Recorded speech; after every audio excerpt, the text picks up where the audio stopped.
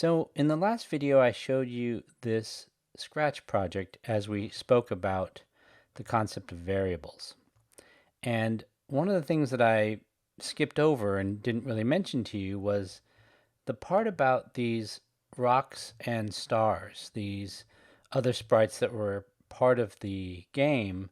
But what you'll notice is that as they're coming down the screen, there's a bunch of them, even though I only have one rock sprite and one star sprite.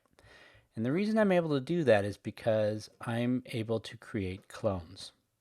So let's take a look a little bit deeper at what cloning does. We'll start off with the rocks sprite here. In the rock sprite, its set of code is sitting here. And so what's new, or what I haven't really spoken about before, are these blocks here in yellow, sort of the darker yellow, under the control category called cloning. It's the same place that you find the forevers and the if loops that we spoke about earlier, but there is this whole section called cloning. So I'm just going to take you through this one at a time, and we'll dissect it. And in addition to cloning, we're going to actually be talking about a few other concepts, like using operators and comparators on the way. So the first thing we're going to do is we're going to look at this piece of script here called create a clone of myself. So the first thing we're saying is when the flag is clicked, hide any rocks. Okay? And then forever, the whole time we're playing this game, we're going to create a clone of myself. So create one of me, meaning the rock. And by the way, just as an aside, whenever you're in the scripting area here, where your code blocks reside, you could always see which sprite you're working on by looking up in the top right hand corner. Okay, so I'm saying continue to make clones of myself. But I want to put some space between each new clone. So what I'm going to do is I'm going to say, wait a few seconds before I create another clone. But I'm not just going to pick like 2 seconds, because then it's predictable. If a new rock came out every 2 seconds, then the game wouldn't be quite as fun. So I'm going down to operators, and I'm using this pick random block. And I'm going to say pick between 1 and 3 seconds before you bring down another clone of me. Okay, so that's the first part. That tells us that a clone of the rock will be brought down every 1 to 3 seconds. Well, what happens when the clone actually appears? What is it going to do? And that's what this set of code blocks are for.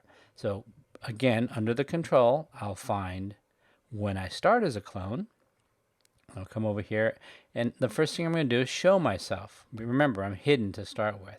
So I'm going to show myself, and then I'm going to go somewhere. So this is telling me, keep in mind that the grid of Scratch is 180 steps up, 180 steps down, or negative 180. So positive 180 to the top, negative 180 to the bottom. And you saw that in previous videos of mine. For the x-axis, it's 240 to the right and a negative 240 to the left.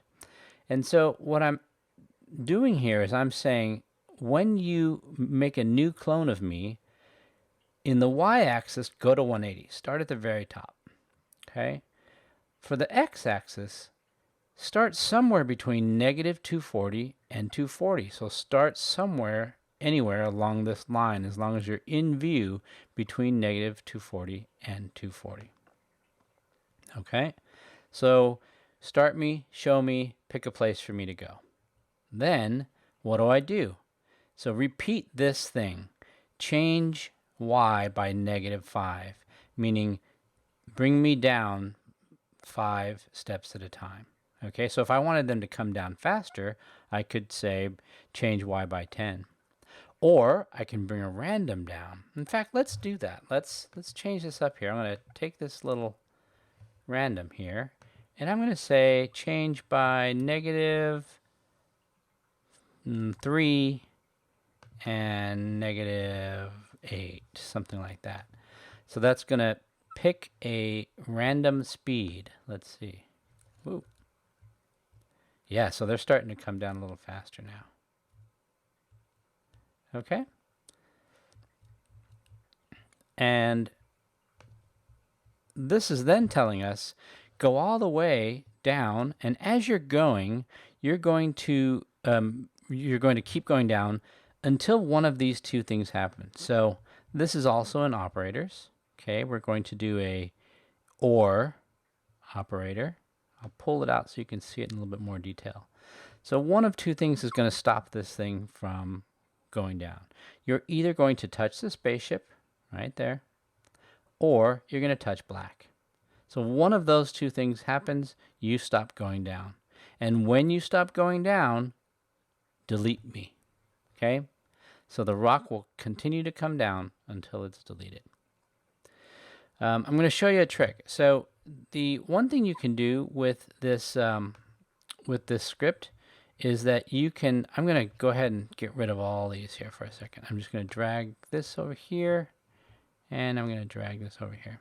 So the star currently has no set of code blocks in it. So I can go to the rocks and I can say, I want the same behavior for the star, right?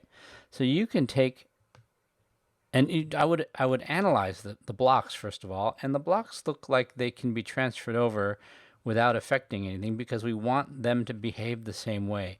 We want it to make a clone of itself. We want to pick between 1 and 3 seconds before it comes down. We want it to appear at the top somewhere. If it touches the spaceship or if it touches black, it's gonna delete. Okay, so I'm gonna take this set of code and I'm just gonna drop it on star. Doesn't look like anything happened, but if I go to star, you'll see that that set of code came in. So this is a really nice trick to be able to drag bits of code from one sprite to another and be able to see that it's copied that set of code over. I would always recommend that you check the code to make sure it's relevant for that new sprite. So for example, maybe I want the star to be a little different. Maybe I want the star to come down at 2 to 9. So either a little faster or a little slower than the rock. Let's try that out. Okay, and actually in this case, because it is a game that I'm trying to capture stars, I want to make sure to capture those and avoid the rocks. Okay, all right.